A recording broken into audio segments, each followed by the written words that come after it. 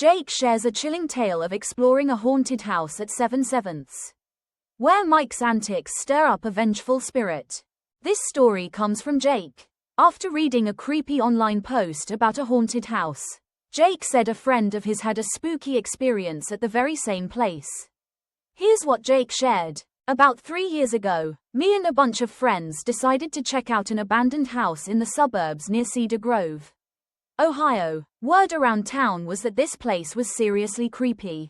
People called it 7/7 because it was at 77th Street in the neighborhood. Locals always had weird stories about it, so we were curious to see for ourselves. That night, around 9 p.m., we were hanging out at a friend's place, just shooting the breeze. One kid in our group, Mike, was a couple years younger than us. Mike was known for his big mouth, always joking around and saying he didn't believe in ghosts or anything like that. He was the one who suggested we hit up the abandoned house. All 7 of us, pumped up by curiosity about the supernatural, agreed to go. We grabbed our bikes and motorcycles and headed out. When we got to the neighborhood entrance, there was a security guard at the gate. Seeing a bunch of teenagers, he asked, "Where you kids headed this late?"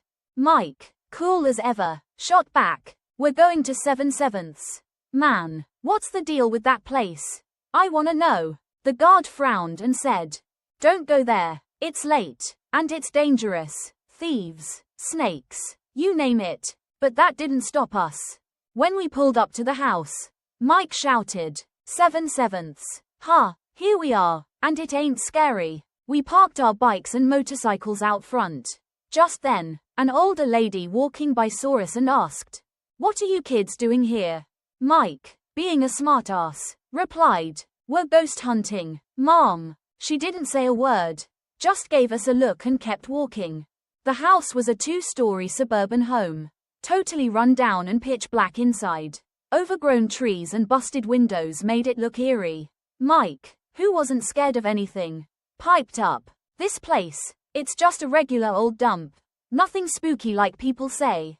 We pushed open the gate, and 4 of us, me, Mike, and 2 others, went inside to explore, while the other 3 stayed outside to watch our stuff. We'd only been in there a few minutes when we heard the guys outside freaking out, yelling and speeding off on their bikes. Panicked, we bolted out of the house.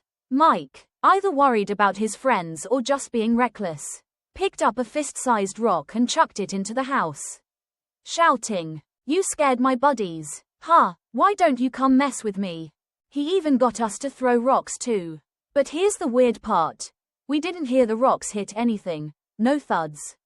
No breaking glass. Nothing. Curious, Mike went back inside to check. He said he saw 6 or 7 rocks lined up in a neat row right by the front door. That's when we all started getting creeped out and decided to get out of there. On the way back, nobody wanted to ride with Mike because of his attitude, but he kept running his mouth, turning back toward the house and yelling, "Come on, who's ready to roll? I'll burn rubber all the way home." He was laughing to himself, but the rest of us were shaking. Not long after he took off, his motorcycle wiped out hard.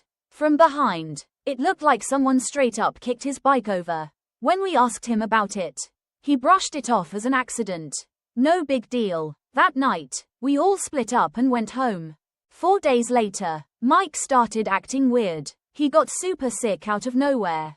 And every night, his mom heard someone calling his name from outside. She figured it was his friends pranking him, knowing how Mike liked to stir up trouble. When he started feeling better, he rode over to our usual hangout spot in the neighborhood. But that night, as we were heading home, one of the guys said, "When Mike rode off, I saw his shadow under the streetlight." There was another shadow, clear as day, like someone was riding behind him.